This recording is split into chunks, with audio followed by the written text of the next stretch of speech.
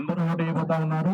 దేశం ముందు ఒకసారి ఏ పార్టీ చేస్తే మన కుటుంబానికి మన ఊరికి మేలు జరుగుతుందనే అంశాన్ని బాగా ఆలోచించి అప్రమత్తంగా వ్యవహరించాలని చెప్పి మనస్ఫూర్తిగా విజ్ఞప్తి చేస్తా ఉన్నా.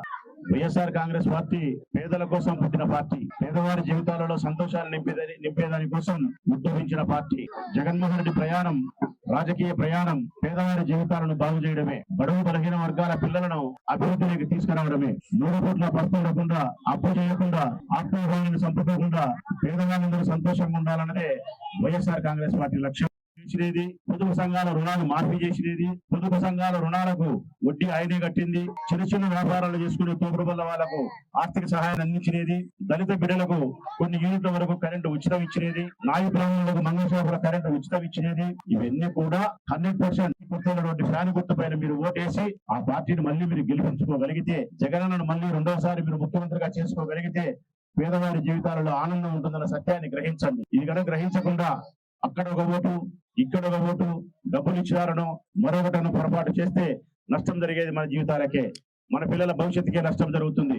నేను మనస్ఫూర్తిగా తెలియజేస్తా ఉన్నా, వైఎస్ఆర్ కాంగ్రెస్ పార్టీ 100కు 100% పేదవాళ్ళకు సంబంధించిన పార్టీ. ఈ రోజు పోటీ చేసింది కూడా రాచమల్లి శివప్రసాద్ రెడ్డి, వరదరాజరెడ్డి కాదు.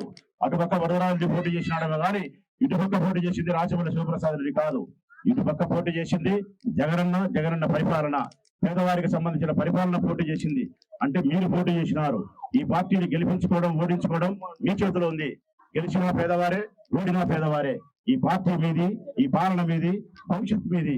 దయచేసి ఇదొక్క విషయాన్ని మీరు గుర్తుపెట్టుకొని వైఎస్ఆర్ కాంగ్రెస్ పార్టీ జెండాను గెలిపించమని, 13వ తారీఖున జరిగే ఎన్నికల్లో ఫ్యాన్ గుర్తుపైన ఓటు వేయమని మనస్ఫూర్తిగా విజ్ఞప్తి చేస్తా ఉన్నా.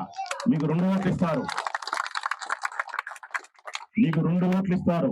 ఒకటి ఎంపీకి, ఒకటి ఎమ్మెల్యేకి వేయాలా. ఒకసారి ఏవే మిషన్ లో బటన్ నొక్కుతారు, పక్కనే మరో ఒకటి ఉంటుంది, మరొకటి నొక్కుతారు. ఇది మీకు నేను బాగా చెప్తా ఉన్నా, బాగా శ్రద్ధగా వినండి. 2 మిషన్లలో కూడా మీరు అంకె చూడొద్దు.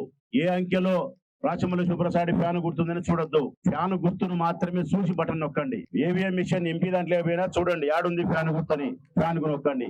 ఎమ్మెల్యే దాంట్లోకి వచ్చినా ఫ్యాన్ గుర్తు యాడుందని చూడండి, ఫ్యాన్ కు నొక్కండి. గుడ్డి గుర్తులు పెట్టుకుని 3, 1, 2 అని చెప్పి పొరపాటు పడి నాకు వేయాల్సింది వరదాడికి వేస్తారు, ఎంపీకి వేయాల్సింది అవతల పక్క ఇంకొకరికి వేస్తారు.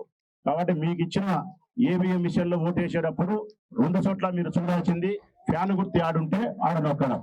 అంకెతో సంబంధం లేదు. ఇటు పక్క 1లో ఉన్నావా, 2లో ఉన్నావా, 3లో ఉన్నావా అనే సంబంధం లేదు. ఫ్యాన్ గుర్తు ఆడుంటే ఆడ మీరు బటన్ నొక్కాల.